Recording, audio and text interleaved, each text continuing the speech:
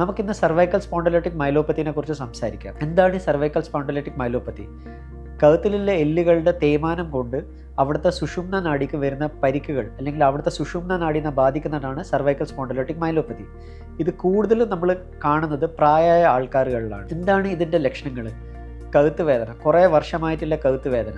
ആ കഴുത്ത് വേദന കയ്യിലേക്കും കാലിലേക്കും ഇറങ്ങി വരുന്ന പോലെ തോന്നൽ, അല്ലെങ്കിൽ കയ്യിലേക്ക് മരവിപ്പ് കൂടുതലായിട്ട് വരുന്നത്. പിന്നെ കുറേ കഴിയുമ്പോൾ നമുക്ക് ഭക്ഷണം, ചോറിൻ്റെ ഉരുളകൾ ഉണ്ടാക്കാനുള്ള ബുദ്ധിമുട്ടുകൾ, ബട്ടൺസ് ഇടാനുള്ള പ്രയാസങ്ങൾ, സാധനങ്ങൾ കയ്യിൽ നിന്ന് അറിയാതെ ഊരിപ്പോവുക, കൈ അനക്കാനുള്ള ഒരു പ്രയാസം, ബലക്കുറവ്, ഇതൊക്കെയാണ്. കുറച്ചുകൂടി വർഷങ്ങൾ കഴിയുമ്പോൾ ആൾക്ക് നടക്കാൻ ഒരു സഹായം വേണ്ടി വരിക, അല്ലെങ്കിൽ തറയിൽ ചവിട്ടുമ്പം സോഫ്റ്റായിട്ട് തോന്നുക, അല്ലെങ്കിൽ പഞ്ഞിമലയിൽ കൂടി നടക്കുന്ന പോലെ തോന്നുക, പിന്നെ വീൽ ചെയറിലാവുക, പിന്നെ കിടപ്പിലാവുക, നടക്കാൻ തീരെ പ്രയാസമാവുക, കാലിൽ ഭാരം വരുന്ന പോലെ ആവുക. ഇതൊക്കെയാണ് ഇതിൻ്റെ ലക്ഷണങ്ങൾ.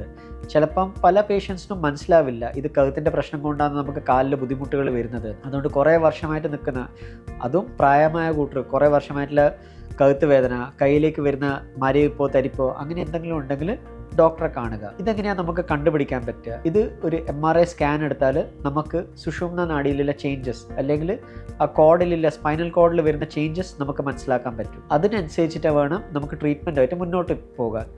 നിങ്ങൾ എത്രയും പെട്ടെന്ന് അത് ഡയഗ്നോസ് ചെയ്യുമോ അത്രയും ട്രീറ്റ്മെൻറ്റിൻ്റെ ഫലം നല്ലതായിരിക്കും. നമ്മൾ കൂടുതലും ലേറ്റായിട്ട് ഈ കിടപ്പിലായിട്ടോ അല്ലെങ്കിൽ വീൽ ചെയറിലായിട്ടോ രോഗികളെ കൊണ്ടുവരുമ്പം അതിൻ്റെ ട്രീറ്റ്മെൻറ്റ് നമ്മൾ തുടങ്ങിയാലും ചിലപ്പം അത്രയും ഫലപ്രദമായിരിക്കില്ല. അതുകൊണ്ട് എത്രയും പെട്ടെന്ന് കണ്ടുപിടിക്കുക, എന്നിട്ട് ട്രീറ്റ്മെൻറ്റ് തുടങ്ങുക എന്നേ ഉള്ളൂ.